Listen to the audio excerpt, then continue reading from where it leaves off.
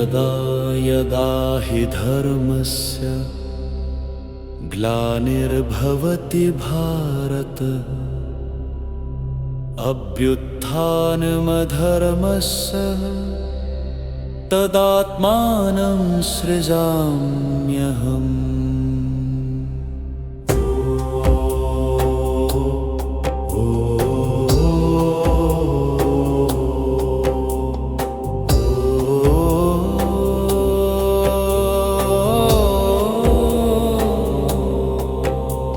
परित्राणाय साधूनां विनाशाय च दुष्कृतां धर्म संस्थापनार्थाय संभवामि युगे युगे। વાત ચાલતી હતી તે પરમાત્માનો શબ્દ ભગવાન એનો દીકરો કુરુ અને એનાથી મળેલું એનું રાજપાટ તે ક્ષેત્ર કુરુક્ષેત્ર અને કુરુદેશ અને એના દીકરા હસ્તિના નામથી નગરી બની ગઈ હસ્તિનાપુર અને એ હસ્તિનાપુર નગરીની અંદર સમય પસાર થતા થતા હવે શાંતનુ નામનો રાજા આવ્યો છે પણ એ રાજાને એક જ વ્યસન આવી ગયું છે કયું મોબાઈલ ના શિકાર જે વ્યસન હતું શિકારનું આ શિકાર કર્યા વિના એને ક્ષણ માટે પણ ચાલે નહીં અને શિકાર કરવા માટે નીકળ્યો છે ઘોડા પર બેસીને તબડક કરતો ઘોડો ફૂલ સ્પીડમાં આગળ વધી રહ્યો છે એની સાથેના સાગરી તો એનાથી દૂર થઈ ગયા છે પાછળ રહી ગયા છે એ ફૂલ સ્પીડમાં આગળ વધ્યો છે એમાં એને હરણિયાનું ટોળું દેખાયું એના માટે તો આજે મિષ્ટાન મળી ગયું એને તો ચાન્સ મળી ગયો બસ આટલા બધા હરણિયા છે ને એકાદ તો આજે વિધિ દઈશ આજે મારો શિકાર સફળ આજનો મારો ફેરો નિષ્ફળ નહીં જાય અને તેથી ફૂલ સ્પીડમાં આવ્યું પણ હરણિયા બહુ ચપલ હોય બહુ ચાલાક હોય બહુ સ્પીડી દોડે એ લોકોને પણ ખ્યાલ આવી ગયો પાછળ શિકારી પડ્યો છે પ્રાણ તો કોને વાલા છે વાલા બધાને છે કોને નથી મોત કોને ગમે છે મરવું કોઈને પસંદ નથી પણ આ જીન શાસન મહાન છે આ જીન શાસનનું સ્લોગન છે કે જીવનથી કંટાળશો નહીં અને મોતથી ડરશો નહીં આ જીન શાસનનું સ્લોગન છે જીવનથી કંટાળશો નહીં મોતથી ડરશો નહીં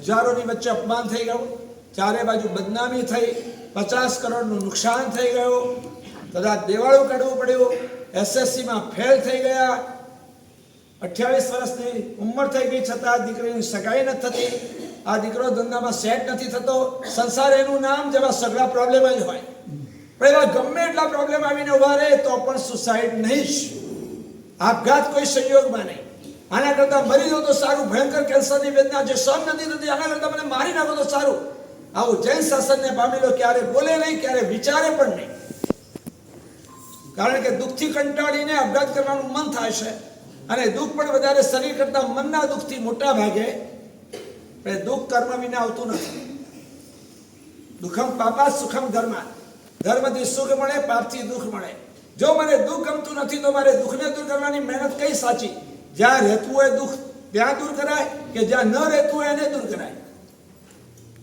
દુઃખ ક્યાં કર્મ ક્યાં રહે દુઃખને પેદા કરનારું શરીરમાં કે આત્મામાં શરીરમાં રહે કર્મ પાપ કર્મ ક્યાં રહે દુઃખ ભલે શરીરને આવ્યું કે મનને આવ્યું પણ શરીરને કે મનને લાવનારું દુઃખ આવ્યું છે દુઃખ એ દુઃખને લાવનારું પાપ કર્મ ક્યાં હતું શરીરમાં મનમાં કે આત્મામાં હવે સુસાઇડ કર્યું મોત લાવી દીધું શરીર ખતમ થઈ ગયું પાપ ખતમ થયું તો બીજા ભાવની અંદર એનાથી વધારે દુઃખ આવશે કારણ કે આપઘાત કરતા જે આર્ત ધ્યાન કર્યું સંકલેશ કર્યો એમાં નવું પાછું પાપ કર્મ બાંધ્યું તો દુઃખ ઘાતનો ઉપાય આપઘાત નથી દુઃખ ઘાતનો ઉપાય છે પાપ ઘાત જો દુઃખ પસંદ ના હોય તો પાપને ખતમ કરો અને નવું દુઃખ જોઈતું ના હોય તો નવું પાપ કરવાનું બંધ કરો એટલે ડાયો અને સમજુ માણસ ડરે કોનાથી ગુનાથી ડરે કે સજાથી ડરે સમજુ માણસ કોને કહેવાય બુદ્ધિમાન કોને કહેવાય ગુનાથી ડરે તે બુદ્ધિમાન કે સજાથી ડરે તે બુદ્ધિમાન ગુનાથી ડરે તે તો સજાથી નહીં તો દુઃખ એ તો સજા છે પાપ કરવાના ગુના દુઃખ એ તો સજા છે પાપ કરવાના ગુનાની જો તમે અને હું બુદ્ધિશાળી હોઈએ તો સજા એવા દુઃખથી ડરવાનું કે પાપ કરવાના ગુનાથી ડરવાનું પાપ કરવું જ નથી એટલે સિમ્પલી નોટ ડન મારાથી પાપ થઈ શકે જ નહીં મારે પાપ વિનાનું જીવન જીવવું છે અને પાપ વિનાનું જીવન એટલે સંયમ જીવનમાં એના મને ચાલે જ નહીં કદાચ મળતા સુધી હાથમાં ઓગો નહીં આવે તો એક વાર ચાલશે પણ હૈયામાં તો ઓગો લાવીને જ રહીશ એક સેકન્ડ માટે પણ હૈયામાંથી ઓગો નીકળી જાય તો મને નહીં ચાલે. હૈયામાં ઓગા લાવવા માટે હોઠ પર ઓગો લાવવો જ પડશે. આજ સુધી હોઠ પર એવા શબ્દો લાવ્યા છે કે જે એવું બતાવે છે કે હૈયામાંથી ઓગો નીકળી ગયો છે.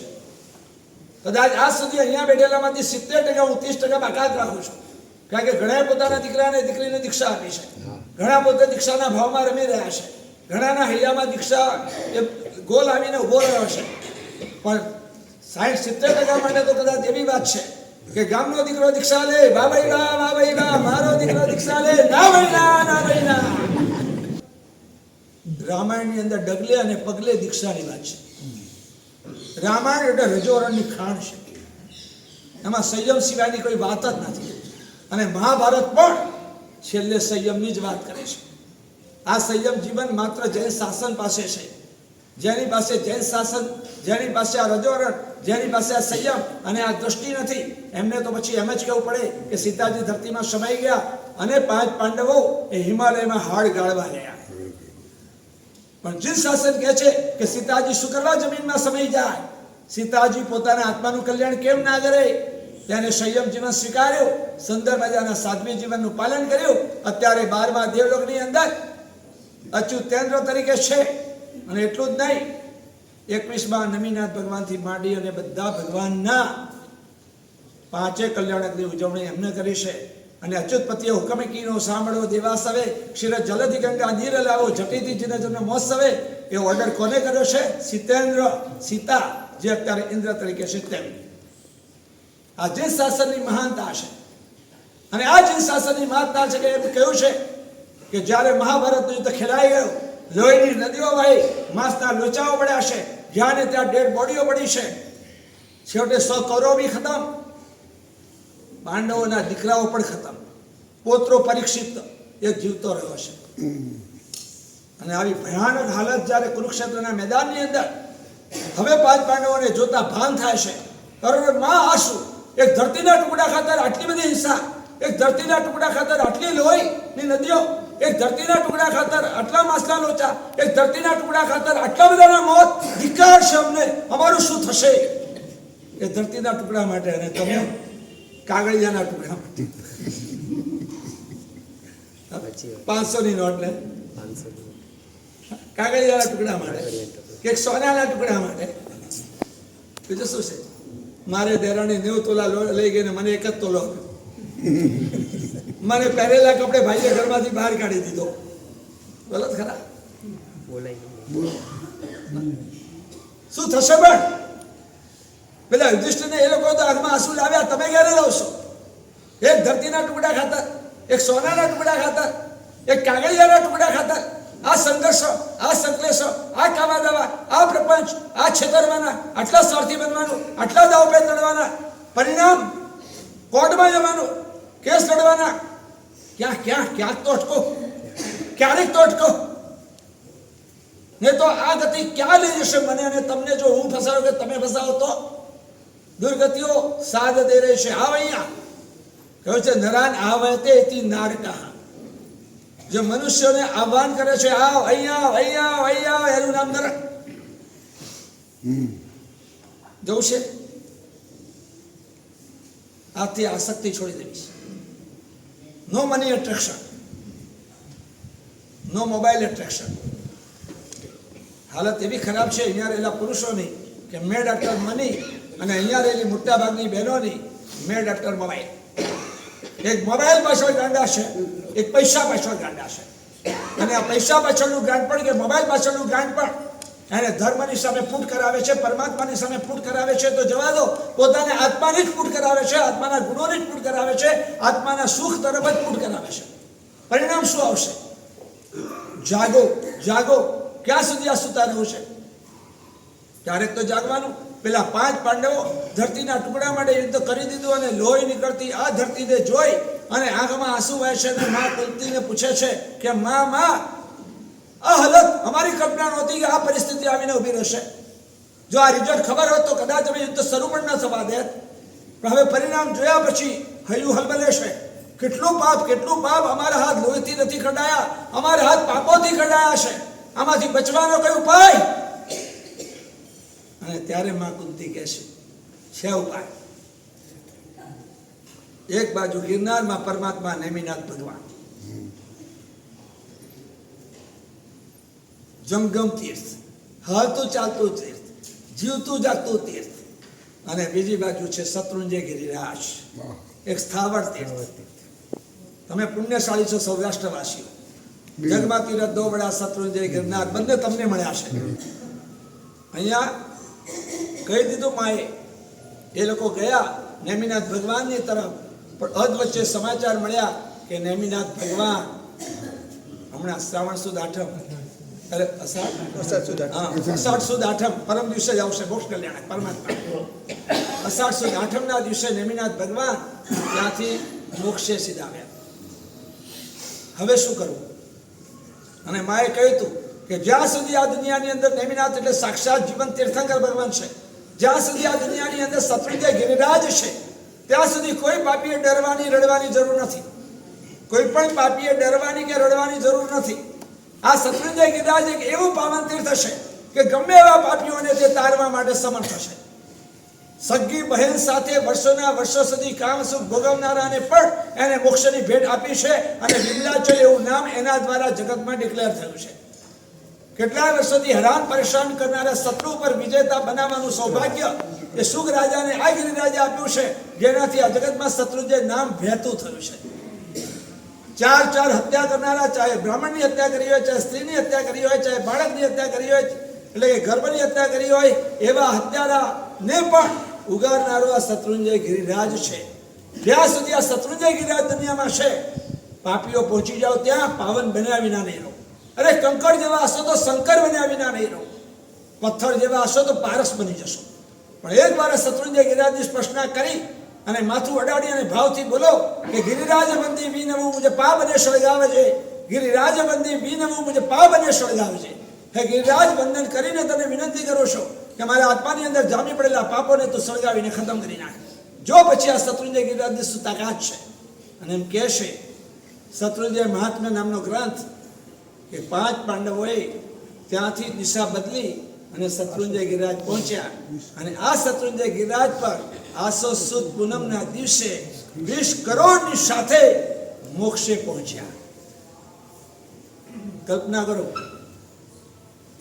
આવું ભયંકર 18 અક્ષરની સૈન્ય જેમાં ખતમ થઈ ગયું એવું આ મહાભારતનું ભયાનક યુદ્ધ, અને આટલા લોકોને મોતને ઘાટ ઉતર્યા એવા હિંસક યુદ્ધ કરનારા પણ મોક્ષે પહોંચ્યા, સંયમ સ્વીકારીને શત્રુંજયના સંગ. રામાયણ પર રજોરણની ખાણ શરૂઆતથી સ્ટાર્ટ થાય તો મહાભારતની અંદર એન્ડમાં પણ રજોરણની ખાણ જ આવી.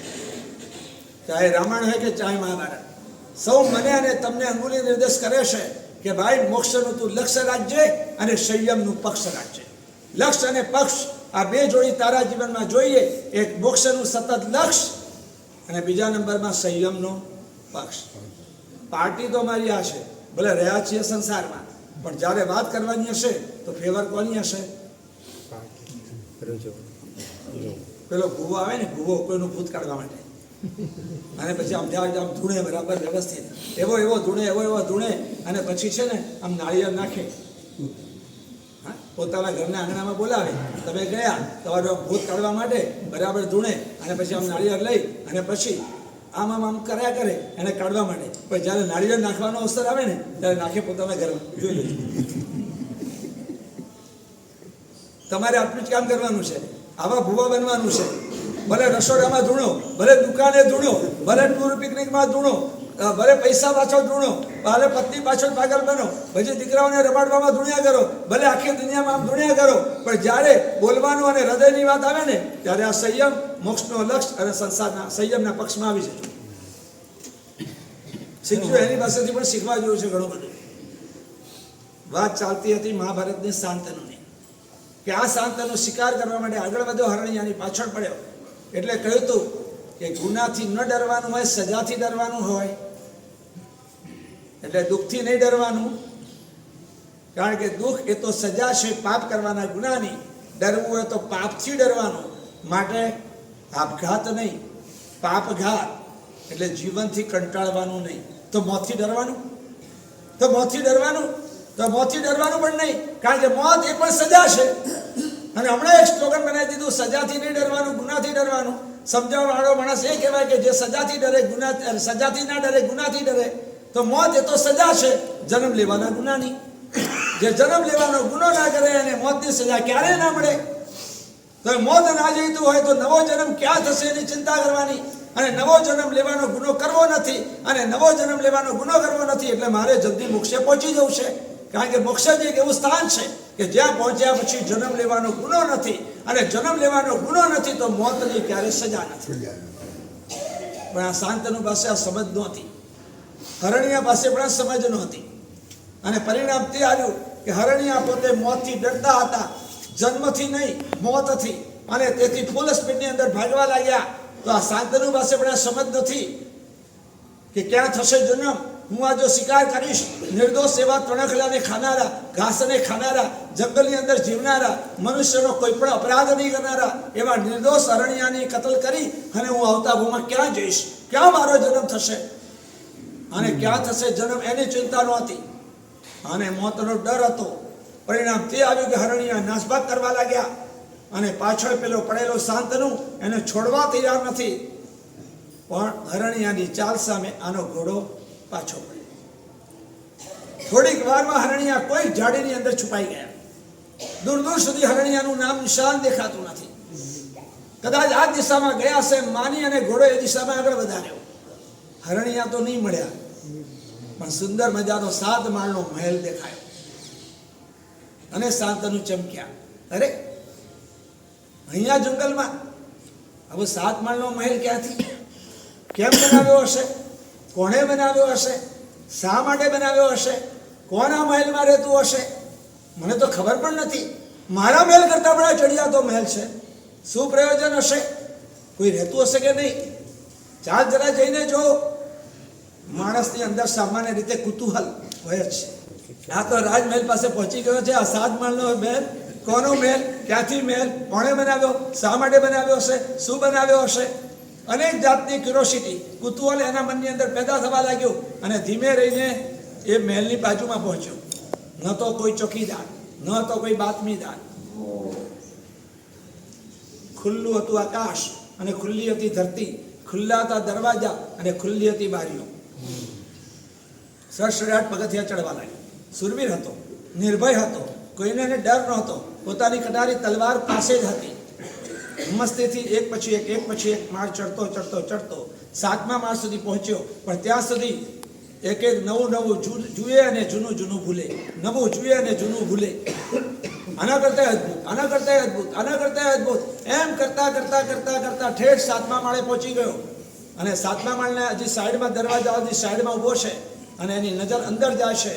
એક 18 વર્ષની રૂપ યૌવના, રૂપ સૌંદર્યથી લસલસતી, જેની કંચનમણી કાયા, જેનું લાવણ્યમય સુંદર મજાનું તેજ, રૂપ અને સૌંદર્યમાં કદાચ રંભા અને ઉર્વશીને પણ શરમાવે તેવી કોઈ સુંદર મજાની રાજકુમારી, 16 શણગાર સજેલી, ત્યાં આગળ કિલકિલાટ હસતી ખીલતી પોતાની બાજુમાં રહેલી બહેનપણી કો કે દાસી કો એની જોડે હસી ખુશીની વાત કરી રહી છે.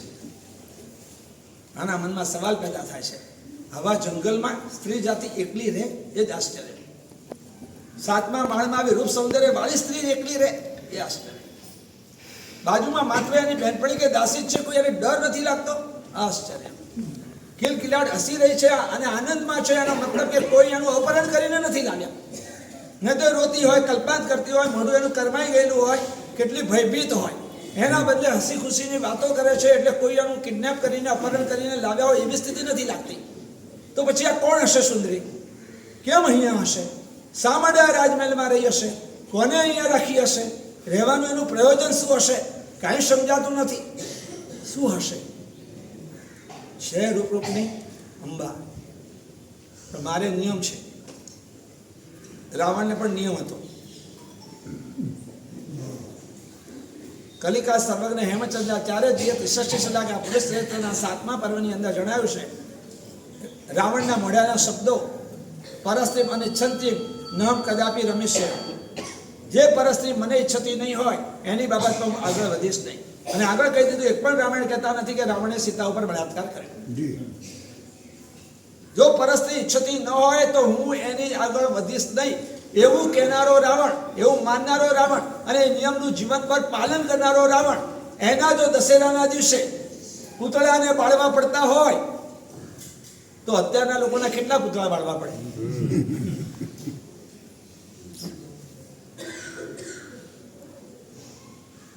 અમે જયારે આવું કહીએ ને ત્યારે કોઈ અમને શું કે ખબર છે, મારા સાહેબ સાલીભદ્રના ત્યાં 32 હતી. સાલીભદ્રના ઘરે 32 પત્ની હતી, બરાબર છે ને? મેં કીધું ભાઈ તારી વાત એકદમ સાચી, સાલીભદ્રના ઘરમાં 32 હતી, મનમાં એકે નહોતી. તારા ઘરમાં એકે નથી આવી, મનમાં કેટલી ભટકે છે એવો અમારી એક પત્રી એવી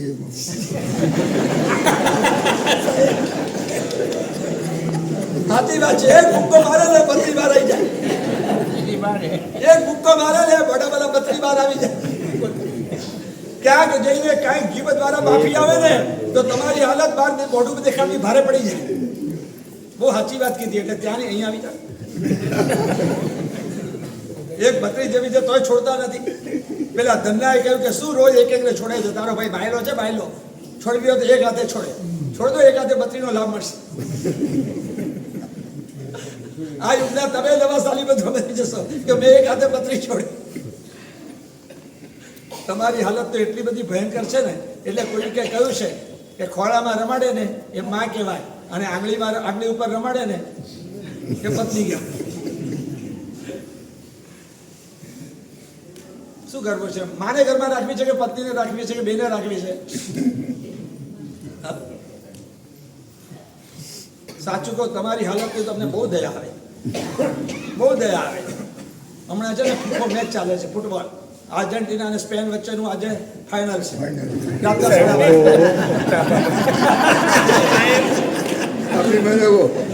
આજે રાત્રે જોરદાર બાઈક થઈ મોબાઈલ નથી એટલે જાણવા માટે મોબાઈલની જરૂર નથી. આજે રાત્રે 12:30 છે, બરાબર ને? હવે એ ફૂટબોલ તો તમારા ઘરમાં રોજ રમાય છે. એ ફૂટબોલ તમે પોતે જ છો. પત્ની કિક મારે એટલે મા પાસે, ને મા કિક મારે એટલે પત્ની પાસે, પછી પત્ની કિક મારે એટલે મા પાસે, ને મા કિક મારે એટલે પત્ની પાસે. માં સાચી લાગે એટલે માની ફેવર કરવા જાઓ એટલે પત્ની કહે કે તું તો માવડીઓ છે, હજી સાડીનો છેડો નથી પકડતો, છોડતો. અને પત્ની સાચી લાગે ત્યારે પત્નીની ફેવર કરવા જાય તો માં કે બહુ ગેલો જાણે આજે લગ્ન કરીને આવ્યો લાગે છે. આ બે જણા કીક એકબીજા માટે બાધા કરે છે. છોડો ને, હવે અહીં આવી જાવ ને, હું કરવા ત્યાં રહો છો? એ લોકો તો હમણાં જ કહી દેશે, હું પૂછીશ ને તમારી જે પત્રી ઘરવાળી કે એક ઘરવાળી જે હશે તે એને જો હું પૂછીશ ને, એમની નથી એટલે જ બોલે હોય તો હમણાં જ આવી બધે ધોકો બતાવે કે બેલન બતાવે. બોલાય નહીં ને, ઘરે જવું હોય ભાઈ. મને એક વાત નથી સમજાતી, મને જવાબ મળશે તમારા પાસેથી. જો તમે ગરોળીથી ડરો ના, ડરો ના. તમે વાંદાથી ડરો ના. તમે બિલાડીથી ડરો ના. તમે ઉંદરથી ડરો ના. તમે કૂતરાથી ડરો ના. હવે પૂછું છું, તમે ગરોળીથી ડરો, તમે ઉંદરથી ડરો, તમે બિલાડીથી ડરો, તમે કૂતરાથી ડરો? તમે જેનાથી ડરતા નથી એના બધાથી આ લોકો ડરે છે, તો આ લોકોથી તમે કેમ ડરો છો?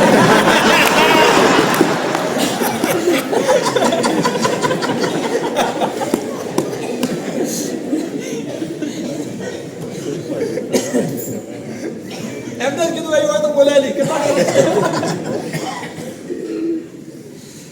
આ લોકો બિલાડીથી ડરે, ગરોળીથી ડરે, તમે એનાથી ડરો કે મગજ ચાલતું નથી. હવે જામનગરના ગાંડા આ કે દુનિયાના ગાંડા?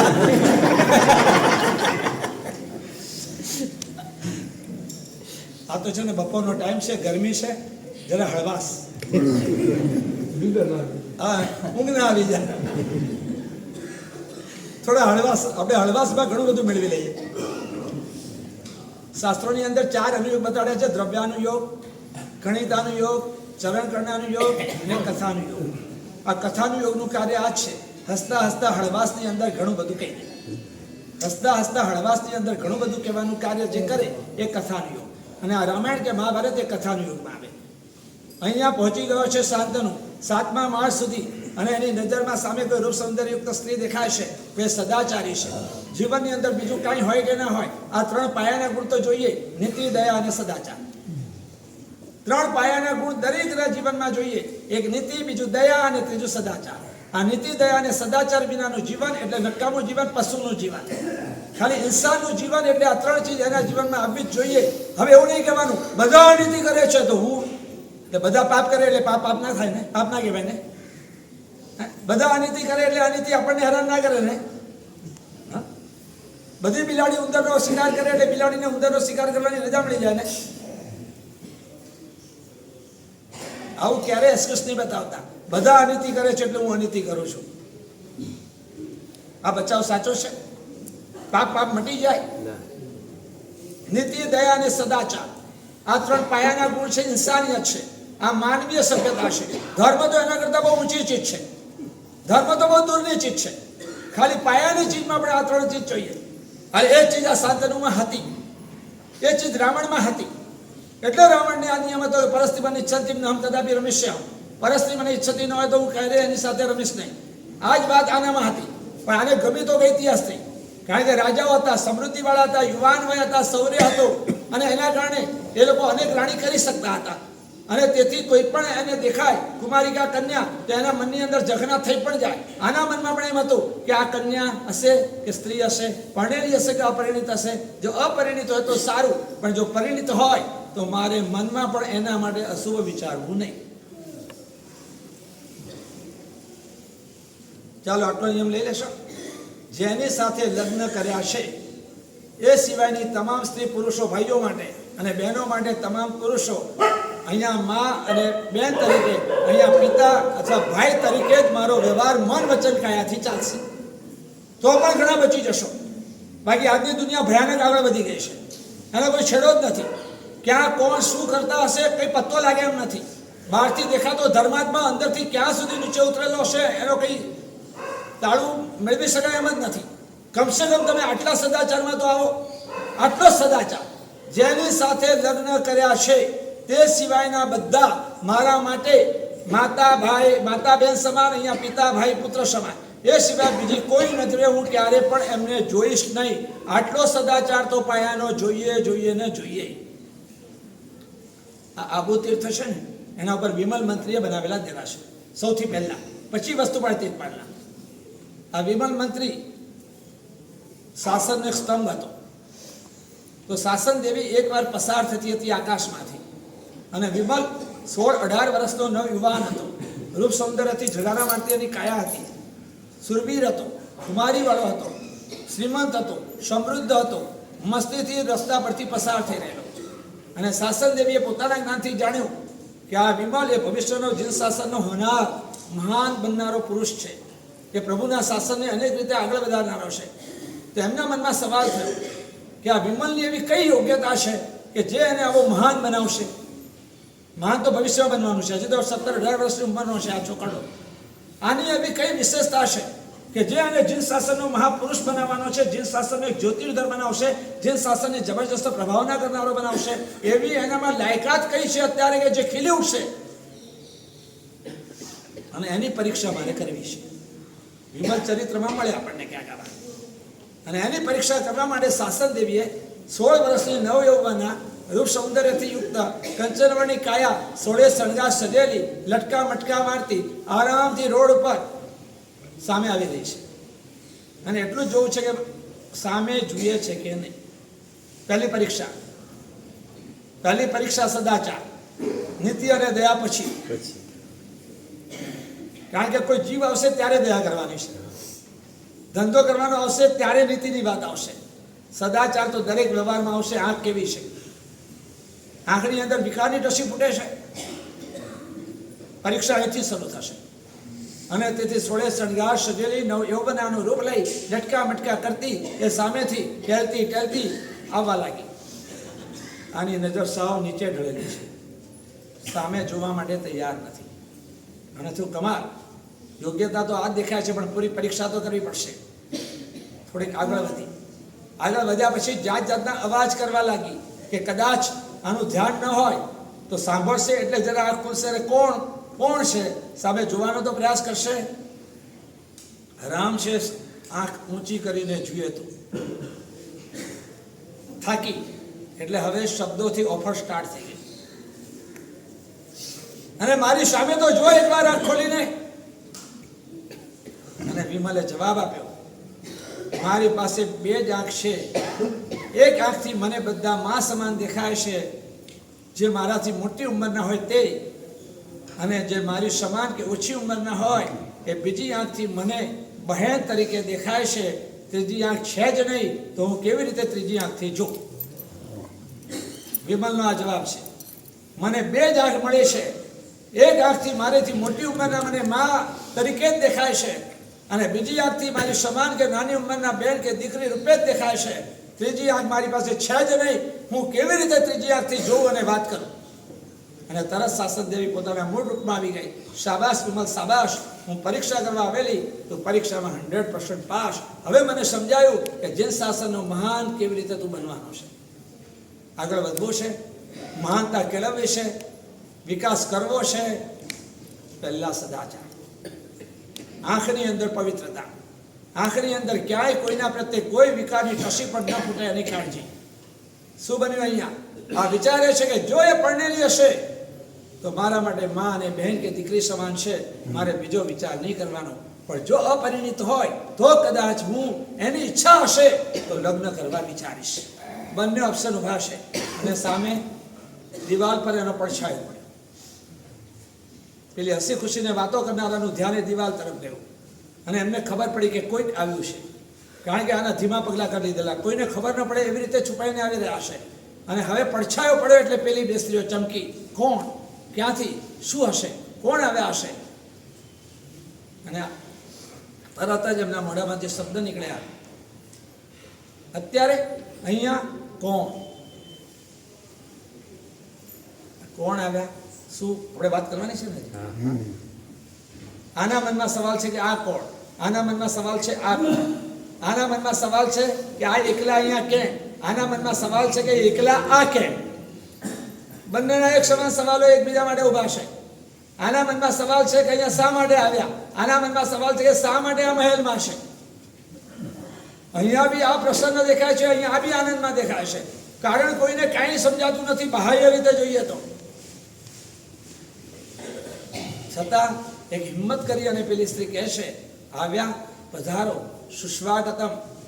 કારણ કે અતિથિ સત્કાર એ અમારો જીવન મંત્ર છે. આર્ય દેશની સંસ્કૃતિ છે. માતૃ દેવો ભવ, પિતૃ દેવો ભવ, આચાર્ય દેવો ભવ, અને અતિથિ દેવો ભવ. જૈન ધર્મના આવા જીવનબોધી પ્રભાવક પ્રવચન અને પ્રેરક કહાની સાંભળવા માટે અમારી યુટ્યુબ ચેનલ જૈન લાઇબ્રેરીને સબસ્ક્રાઇબ કરવાનું ભૂલશો નહીં.